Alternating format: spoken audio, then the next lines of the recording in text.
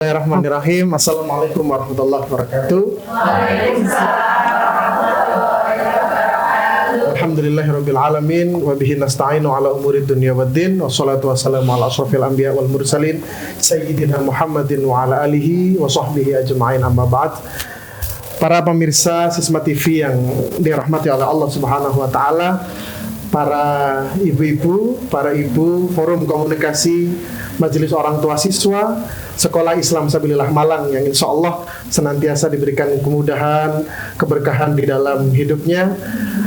Alhamdulillah pada pagi hari ini kita bertemu lagi pada acara Kalam Mutiara, yang mana Kalam Mutiara hari ini ada edisi spesial kolaborasi antara Sisma TV bersama dengan Forum Komunikasi Majelis Orang Tua Siswa Sekolah Islam Sabilillah Malang, yang mana pada hari ini kita semuanya akan ngaji, bahasanya akan ngaji berkaitan erat dengan kehidupan kita sehari-hari, yaitu tentang berkata baik serta memberikan hak tetangga dan tamu. Ada dua topik bahasan yang akan kita bahas kali ini, yang nanti selama 30 menit ke depan pembicaraan tentang bagaimana kita bertetangga, bagaimana kita memiliki komitmen untuk berkata baik akan kami ulas bersama-sama dengan Kepala Pengasuh Mahat Sabilillah Malang, Ketua Pengasuh Mahat Sabilillah Malang, yaitu Ustadz Bayu Chandra SPDI, yang nanti akan bersama-sama kita membahas tentang bagaimana kita punya komitmen untuk berkata baik sekaligus bertetangga baik dan juga menyuguhi tamu dengan baik, seperti itu. Itu yang nanti kita bahas. Kita sapa terlebih dahulu Ustadz kami yang akan menjadi narasumber pada hari ini. Assalamualaikum Ustadz Bayu. Waalaikumsalam warahmatullahi wabarakatuh. Alhamdulillah sehat Ustadz Gulam. Insyaallah siap akan menjelaskan bagaimana sebenarnya Islam menggaranti ataupun memberikan kita gambaran bagaimana harusnya kita berkata dan bertutur kata, sekaligus juga memberikan hak kepada tetangga dan tamu. Ya. Seperti itu. Oke, monggo kepada Ustadz Bayu kami persilahkan. Ya.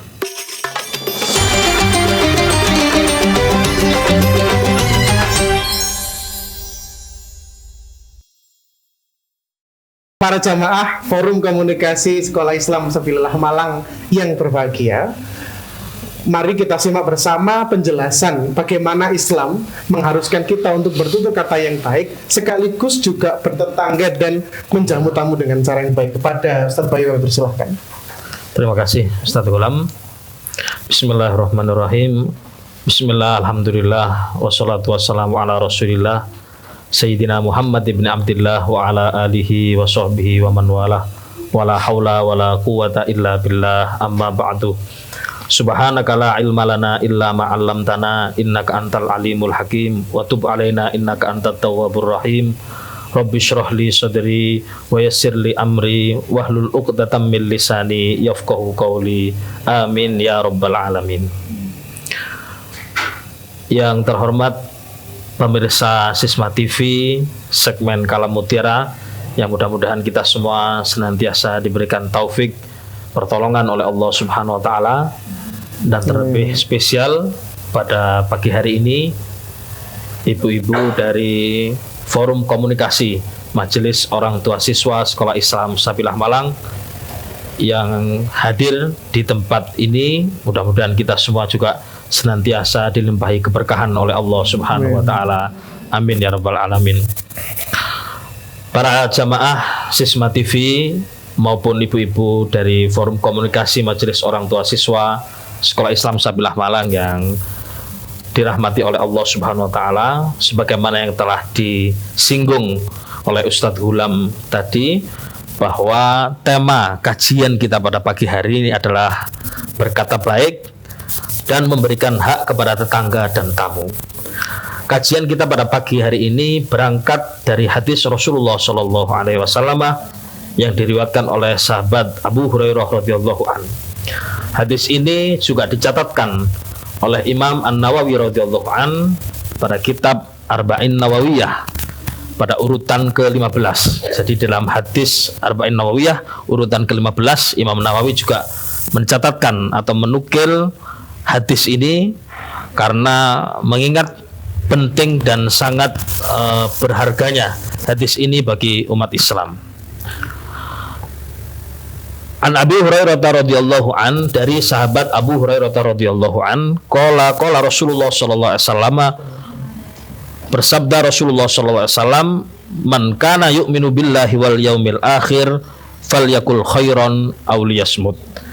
Barang siapa yang beriman kepada Allah dan hari akhir, maka hendaklah dia berkata yang baik, aw liyasmut, atau diam.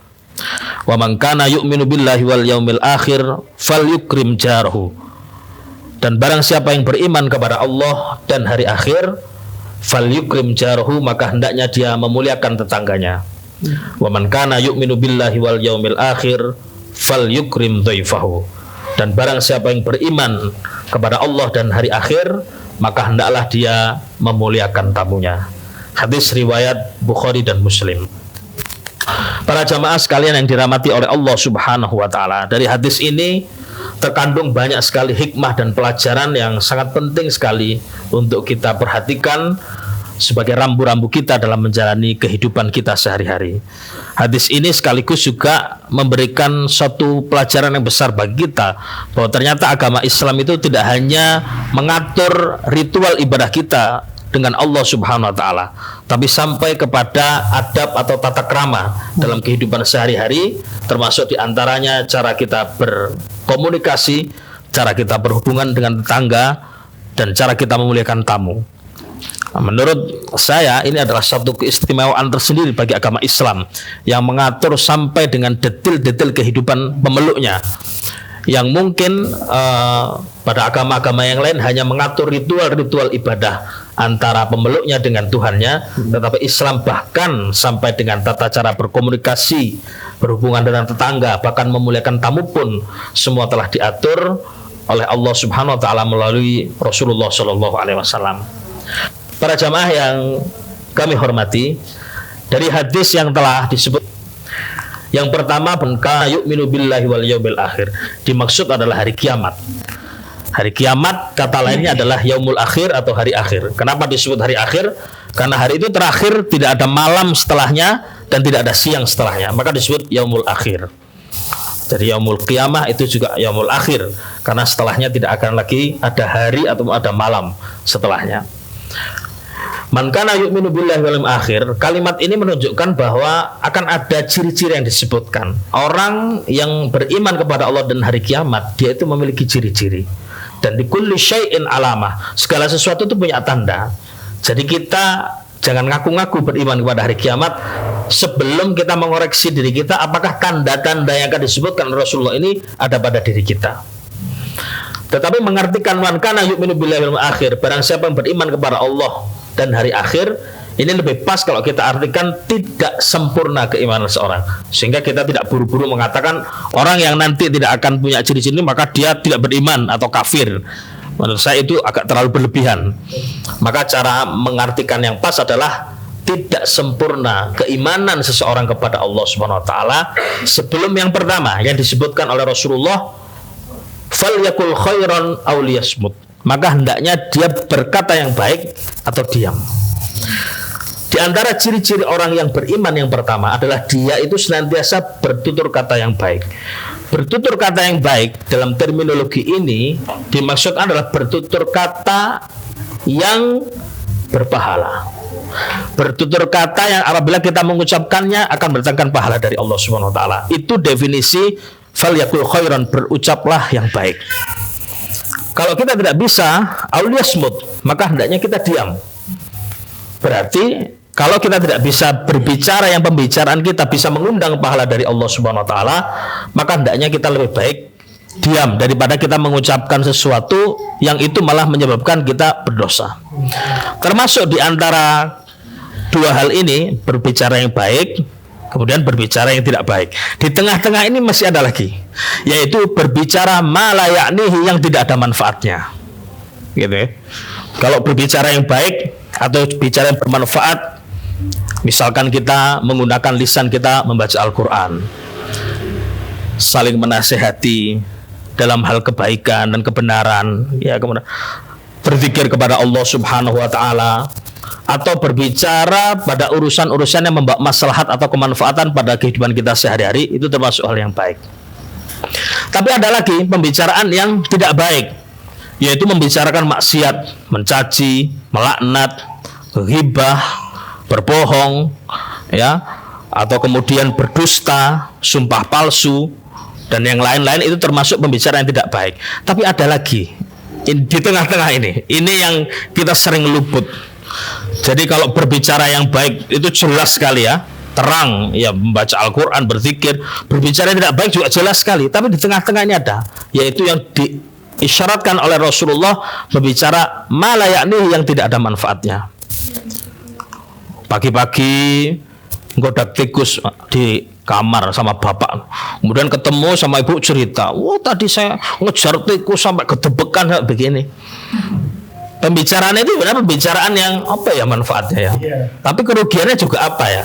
Ya nggak ada kerugian. Itu nongkrong, kalau yang muda-muda biasanya nongkrong di kafe atau di warung kopi sampai jam 1 malam, jam 2 malam. Itu rata-rata pembicaranya baik juga enggak, buruk mungkin juga enggak, tapi kebanyakan malah yakni gak ada manfaatnya.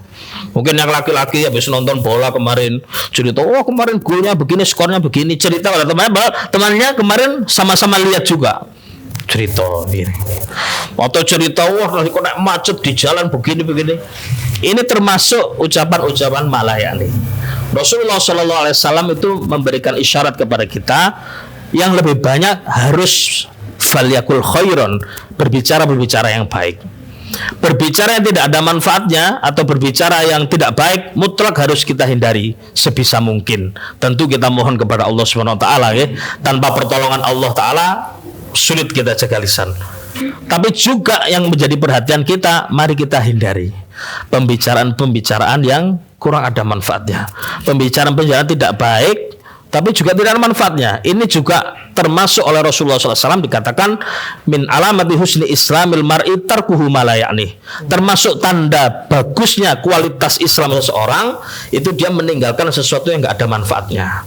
Nah, daripada ngomong nggak ada manfaatnya, dibuat baca sholawat udah dapat 1000 mungkin lu. Betul. Daripada ngomong gedabrus nggak ada manfaatnya, buat baca buku, baca Al-Quran dapat 1 juz lumayan. Nah gitu. Nah, di antara pembicaraan-pembicaraan yang baik, yang paling tinggi tentu adalah menggunakan lisan kita untuk berzikir kepada Allah Subhanahu wa taala.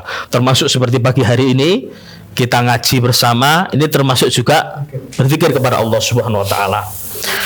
Dikatakan Imam Ja'far bin Muhammad radhiyallahu an berkata, aku heran terhadap seseorang yang mendapatkan ujian dengan 4 hal dan ia bisa lalai terhadap 4 hal lainnya.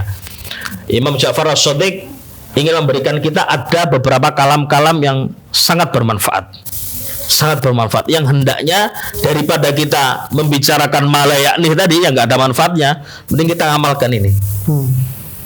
Apa itu? Yang pertama, seseorang yang mendapatkan kesumpekan, mendapatkan kegundahan, kegalauan daripada bikin status, Bu, daripada bikin story atau curhat ke sana ke sini, ternyata nanti bocor di mana-mana. Kata beliau, aku heran kalau ada orang yang mendapatkan kesempekan tapi dia tidak mengucapkan la ilaha illa anta subhanaka inni kuntu minadh dhalimin. Daripada kesana kemari atau bikin status sehari 5 kali, sehari 6 kali, kita buat lisan kita la ilaha illa anta subhanaka inni kuntu minadh dhalimin. Ini termasuk kalimat yang memiliki sejarah yang besar. Ibu-ibu sekalian yang dirahmati oleh Allah Subhanahu wa taala, kalau kita melihat pada Al-Qur'an merujuk pada sejarah, kalimat zikir la ilaha illa anta subhanaka inni kuntu minadh dhalimin ini adalah permohonan taubatnya Nabi Yunus alaihissalam ketika beliau dilemparkan ke dalam lautan, kemudian ditangkap ya, dimakan oleh ikan paus, dan beliau berada di dalam perut ikan itu. Itu kan ceritanya Nabi Yunus, mohon maaf, beliau istilahnya ya ngambek sebenarnya beliau itu, karena berdakwah kepada umat gak manut-manut, ngambek beliau. Nah, ngambek itu kemudian beliau memutuskan untuk meninggalkan umatnya ini. Nah, Allah kurang berkenan. kok Nabi Yunus gak izin dulu ya kepada Allah? Soalnya Nabi, Bu. Jadi hasanatul abror sayyitul muqarrabin. Kadang perbuatan-perbuatan yang biasa dilakukan oleh orang biasa, tapi kalau dilakukan oleh orang khusus itu menjadi jelek. Gitu gitu. Kalau ada orang bapak-bapak biasanya di depan pakai kaos singlet, celana pendek, main pingpong biasa, Bu. Tapi kalau marjana lihat saya nanti gitu, loh, pengasuh ma'had kok celana pendek pakai kaos singlet, dia jadi nggak baik kan. Nah, itu namanya hasanatul abror sayyitul muqarrabin. Mungkin apa yang dilakukan oleh Nabi Yunus bagi orang yang lain biasa, tetapi bagi Nabi tidak sepantasnya. Sehingga Allah kemudian menegur Nabi Yunus alaihissalam ketika beliau meninggalkan umatnya dan naik kapal itu tadi. Kemudian kapal itu terjadi musibah, barang-barang semua sudah dibuang ke laut, ternyata kapalnya masih berat, sehingga kemudian muncullah pikiran harus ada satu orang yang kita korbankan. Nah, hikmatullah memang semua sudah jadi skenario oleh Allah. Muncul 3 nama. Dari 3 nama diambil satu, muncullah nama Nabi Yunus alaihissalam. Memang sudah disetting seperti itu oleh Allah. Begitu beliau dilemparkan ke laut, ditangkaplah oleh ikan. Semua sudah direncanakan oleh Allah SWT. Kemudian di dalam perut ikan itulah Nabi Yunus mengalami 3 macam kegelapan. Ini isyarat yang sangat dalam sekali. Beliau mengalami 3 kegelapan. Yang pertama, kegelapan di dalam perut ikan itu. Gelap karena lampunya di situ. Dan kegelapan di dasar laut. Karena laut itu kalau semakin dasar itu semakin gelap. Ya, kalau menyelam sampai kedalaman berapa puluh meter itu sudah nggak bisa lihat apa-apa saking gelapnya. Dan mengalami kegelapan ketika malam hari. Jadi kegelapan di atas kegelapan bertumpuk 3. Begitu Nabi Yunus mengalami 3 kegelapan itu, kemudian beliau ingat, sadar, mungkin saya ditegur oleh Allah. Kemudian muncullah ucapan taubatnya Nabi Yunus, la ilaha illa anta subhanaka inni kuntu minadh-dhalimin. La ilaha illa anta, tidak ada Tuhan selain engkau. Subhanaka, maha suci engkau. Inni kuntu minadh-dhalimin. Sungguh aku ini termasuk orang yang zalim. Zalim kepada diri sendiri, yaitu dengan berbuat kesalahan. Dibuat zikir begitu, Bu. Ini wak paus ini munek-munek rupanya. Perutnya ini munek-munek deh. Sampai akhirnya ikan ini kemudian memuntahkan Nabi Yunus di pantai yang tidak ada penghuninya di situ. Di satu pulau yang tidak ada penghuninya. Apa yang hendak diambil dari fikir ini sebenarnya? Kalau kita tadi mengikuti kisahnya Nabi Yunus, beliau ditimpa kegelapan, itu sebenarnya kan isyarat ya. Siapapun manusia yang ditimpa kegelapan dalam hidupnya, baik itu kegelapan ilmu, kegelapan di dalam rezeki, kegelapan di dalam rumah tangganya, kegelapan di dalam kehidupannya, maka untuk keluar sebagaimana keluarnya Nabi Yunus dari kegelapan itu, perbanyaklah kita membaca zikir la ilaha illa anta subhanaka inni kuntu minadh-dhalimin. Itu isyarat yang dalam sekali. Kata para ulama, siapa yang melanggengkan zikir itu maka akan dikeluarkan dari berbagai macam kegelapan kehidupan. Karena itu isyaratnya Nabi Yunus ketika ditelan ikan itu, beliau mengalami berbagai macam kegelapan. Nah, daripada curhat ngalor ngidul, kita gunakan lisan kita, falyakul khairan, berbicara yang baik. Yang kedua, ada juga zikir yang luar biasa yang sering kita dengar dan kita sudah hafal pasti, yaitu kalimat hasbunallah wa ni'mal wakil. Kata Imam Ja'far bin Muhammad, aku heran kepada orang yang tengah ditimpa ketakutan atau khawatiran tapi dia tidak membaca hasbunallah wa ni'mal wakil. Ya, daripada lapor ke sana ke sini, Bu, hasbunallah wa ni'mal wakil. Itulah kalimat yang diucapkan oleh Nabi Ibrahim alaihissalam ketika beliau dilemparkan ke dalam api. Itulah kalimat yang diucapkan oleh para nabi dan para rasul ketika beliau ditimpa oleh ketakutan, ditimpa oleh ancaman-ancaman, sehingga kemudian beliau diberikan pertolongan oleh Allah Subhanahu wa taala. Hasbunallah wa ni'mal wakil, hasbunallah wa ni'mal wakil. Karena dalam hitungan numerik kita ada ilmu namanya cara menghitung zikir. Jadi ibu-ibu mungkin pernah mendapatkan zikir atau berzikir, kenapa ya kok ada zikir tertentu dibaca 313 kali, ada ini baca 41 kali, ada ini dibaca 129 kali. Ternyata itu ada rumusnya. Termasuk hasbunallah wa ni'mal wakil ini kalau kita pakai rumus, dia menghasilkan hitungan 450 kali. Itu sesuai dengan nilai nominal huruf itu dalam bahasa Arab ya. Dalam huruf Arab itu alif punya nilai sendiri, ba. Nah, hasbunallah wa ni'mal wakil itu 450. Sehingga kalau kita ingin berzikir hasbunallah wa ni'mal wakil yang mudah-mudahan dengan itu menghasilkan, maka kita baca 450 kali. Kunci itu ibu-ibu, para jamaah sekalian, itu kan punya gigi begini ya. Nah, itu gigi itu kalau nambah ya nggak bisa buka, kalau giginya kurang juga nggak bisa buka. Maka kalau orang bertanya kenapa harus dibatasi dengan hitungan, sebenarnya kalau kita cari pahala sebanyak-banyaknya Bu, baca 1000 dapat pahala, 10.000 dapat pahala. Tapi kalau ingin membuka sesuatu, tolong giginya harus pas. Jadi guru saya dulu mengatakan beda nyari pahala sama ingin sesuatu. Nah, jadi kalau hasbunallah wa ni'mal wakil itu mau kita gunakan membuka kunci permasalahan kita ingin membuka itu, khasiatnya ingin kita keluarkan, giginya harus pas, yaitu pada hitungan 450 kali. Tapi kalau cari pahala ya 10.000 kali dapat pahala. Betul. Gitu. Jadi memang ya. memang berbeda antara zikir untuk mengingat sama zikir untuk buka kunci sebagai riyadhah.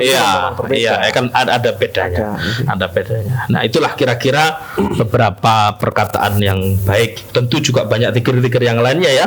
Kemudian kita mengucapkan la haula wala quwata illa bil azim. Kata Rasulullah, siapa yang bacanya 100 kali maka tidak akan ditimpa kefakiran dan seterusnya. Intinya ciri yang pertama adalah fal yakul khairan aw liyasmut. Hendaknya kita berkata baik atau diam, dan sebaik-baik berkata baik adalah dengan kita berzikir kepada Allah Subhanahu wa taala. Ya, baik. Ini gitu.